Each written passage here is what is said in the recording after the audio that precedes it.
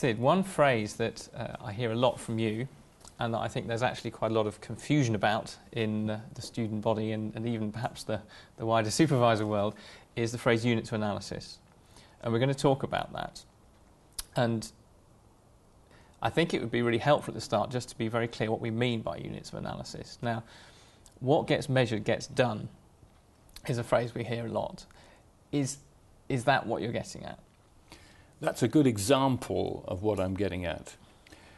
A unit of analysis is anything that you're going to try to make measurable and to then measure inside or outside the client's business.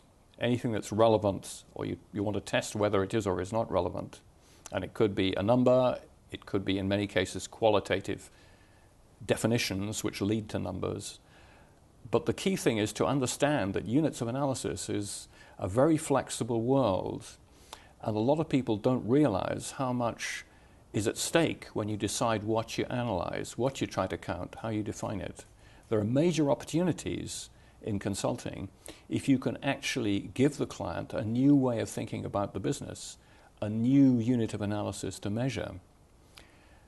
The opposite is a risk, which is that if you ignore important units of analysis, you can actually end up not actually studying the problem, or you can get very bad descriptions of why consumers buy what they buy or why competitors are doing what they're doing.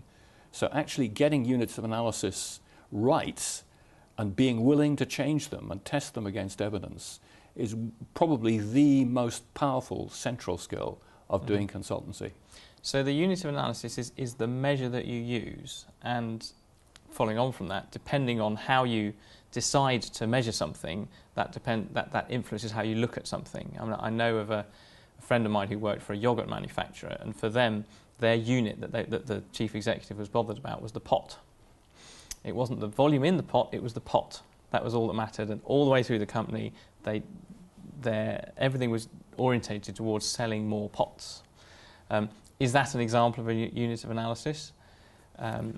Yeah, and it's a very good example because it works as long as you are selling most of your business in one size of pot. If you get a new class of customer who's willing to buy, the wagon load and put it into their own pots or feed the stuff in through a pipe, then all of a sudden the pot is a meaningless unit of analysis. But in a lot of businesses, it's worth at least investigating whether there is some part of the universe which would think in different units of analysis from the ones that come naturally to your production people or your marketing people right now. And kind of going back to the yogurt pots, your client will have, I presume, a particular way that they look at things. And so they will have their own units of analysis. So as a student team, should you start with that set of units of analysis? Are there risks about using different ones? How might that interaction work? You must always learn what the units of analysis are that the client uses internally, because you have to speak their language. But you must also criticize the units of analysis the client is using to see whether and what, there will always be something, that aspect of the business that unit of analysis is not so good at capturing. So the most useful thing you can say to a business is there's a different unit of analysis. For example, there was a very, very famous distribution business many, many years ago, and they said, our unit is deliveries, we want to do more deliveries, we measure our performance by how many deliveries and our cost per delivery. And there's a simple arithmetic, the more you deliver, the lower the cost anyway. Yes. But within that, you can still drive the cost down. And it was, in fact, a student group from Manchester Business School who said, the customers aren't actually buying deliveries. There is a very large customer segment which is saying to us, what we want is to be able to buy deliveries at a specific time.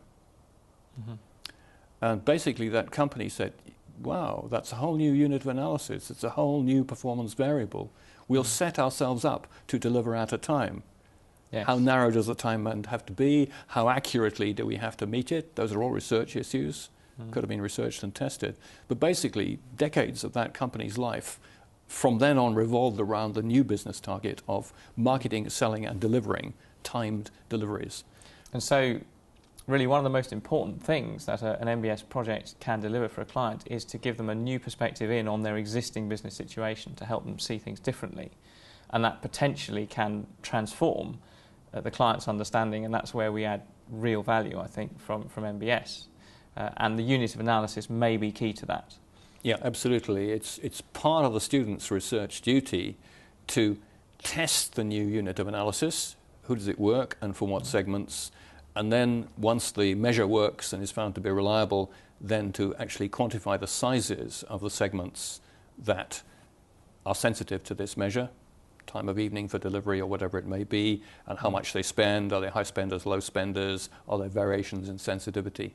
So the student research can drive the company into a new way of looking at its own business, and at least start it off with a well-researched business model that's good enough to be worth trying and developing further in the real world. And I think just the only caveat I'd add to that is that for student groups, that clients kind of know what they're doing. So there is a risk of going in and looking for a great new way of looking at the business situation, which actually the client knows a lot more than you do. And so, as you say, that any change in perspective does need to be backed up with very firm evidence. And in a way, it's almost like scientific discovery, isn't it? That the evidence comes along, which then points to a different point of view. I mean, I remember a student group that I supervised where they were asked by a client to look at a particular customer segment. The whole customer universe was divided into kind of a top, middle and a bottom segment, and they were to look at the middle segment and work out how to get greater revenues for that segment. And what came back through doing their research was it was incredibly hard to kind of pin down actually which companies were and were not in this segment, because sort of middle-sized customers might actually be branch offices of corporates that should be a large customer, but in country they were just middle-sized, and so on. And so the recommendations came back from the students, which were around how to grow revenues in this segment. But what was also clear was that actually the whole definition of the segment was pretty awkward for that client. And I was in the meeting when they were sat there with the client, and the client was saying, thanks for all you've said, but why aren't you going further and saying to us you shouldn't have this segmentation in the first place? And that was a great moment really for the group and for the client. And that perhaps gave them permission to make those recommendations in their final presentation. But again, that would be an example at a very big level of a unit of analysis, a way of looking at things that can be challenged when the data don't fit with it very well. But it's very interesting in that case, the client was very quick to accept, yeah, you're challenging the whole way we think, we'd like to hear more. Yes. But notice what both of us have said is that was based on evidence. Clients never want bright ideas from students. Ideas are 10 a penny. What you need is testing of actual ideas. So new ideas that come from the data are great. New ideas that come from the students and have no data are completely worthless. They're completely unprofessional. Sure. New ideas that are tested on data, they come from data and they're tested on data, are perfection.